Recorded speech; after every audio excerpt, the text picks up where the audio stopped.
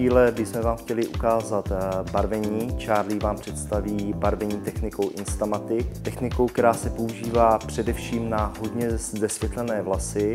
Charlie si vybral moc hezkou modelku, která má nádherné vlasy v tom, že už byly světlé. Charlie to akorát malinko vyšperkoval tím, že barvu ještě odbarvil. Aby vám ukázal co nejvíc těch barev, tak zvolil techniku melírování a následně vám představil vlastně dvě barvy z tohoto spektra barev Instamatic. Použil barvu fialovou a použil barvu růžovou.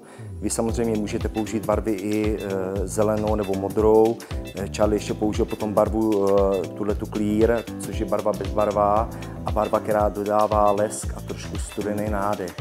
Je to barva, která se používá hlavně v letních obdobích, protože je matná, je pastelová a je ideální třeba teďka v těch období, kdy se chystáte na dovolenou nebo někam na festival a chcete být trošku jiná.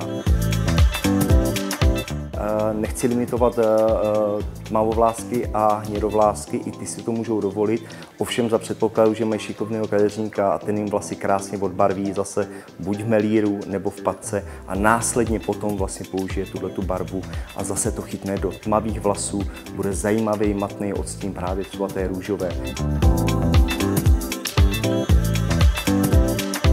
Charlie dneska modelku ji krásně ostříhal, lehonce si stříhal vlasy, protože následně použil jako finální vlny, který udělal lehonce jako položenou vlnu, použil kulmu, aby byl i ten objem stvárněný trošku víc od hlavy.